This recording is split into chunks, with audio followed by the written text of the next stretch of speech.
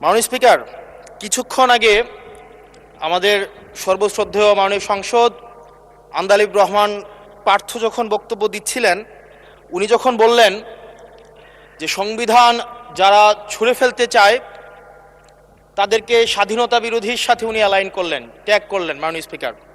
এবং তখন ট্রেজারি বেঞ্চের সম্মানিত মাননীয় মন্ত্রী যারা ছিলেন তারা সেটাকে টেবিল চাপড়িয়ে সেটাকে সমর্থন দিলেন।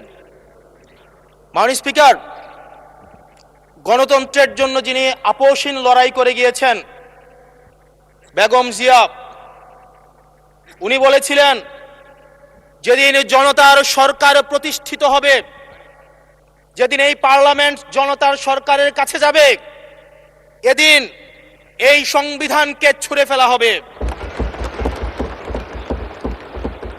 ট্রেজারি বেঞ্চের যেই মন্ত্রীরা ছিলেন তারা দীর্ঘদিন, তাদের সারা জীবন তারা বেগম জিয়ার সাথে রাজনীতি করেছেন।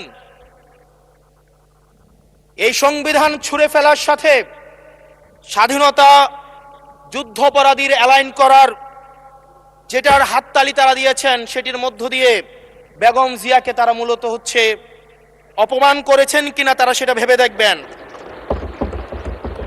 মাননীয় স্পিকার, আমি বক্তব্য দেওয়ার জন্য অনেক কিছু রেডি করে নিয়ে এসেছিলাম। আমরা, আইনমন্ত্রী বলেছেন রুশু পড়ার জন্য, তারপরে হবস পড়ার জন্য, মদিনা সনদ পড়ার জন্য পড়েছিলাম, কিন্তু আন্দালিব রহমান পার্থ সাহেব যে বক্তব্য দিয়েছেন, আমরা ক্লাস 8-9-এ যে ডিবেট করতাম সেটি রিভার্টাল দিলে 20 মিনিট সময় লাগবে। মাননীয় স্পিকার, আমি ওনার বক্তব্যের রিভার্টাল দিচ্ছি। উনি বলেছেন যে আমি কোট করছি, উনি বলেছেন ৭২-এর সংবিধানের কিছু কিছু বিষয়কে ওনারা সম্মান দিয়েছেন। তার মানে কিছু কিছু বিষয়কে ওনারা সম্মান দেয় নাই।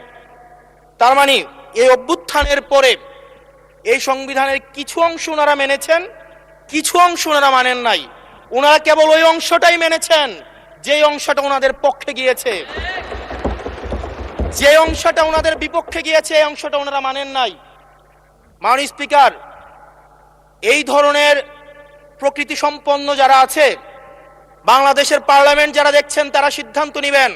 যারা কখনো কখনো কনফর্মিস্ট, যারা কখনো কখনো রিফর্মিস্ট, তারা মূলত অপরচুনিস্ট।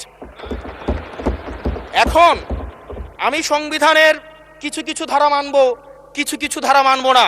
আমি কখনো কখনো সাংবিধানিক, কখনো কখনো আমি অসাংবিধানিক।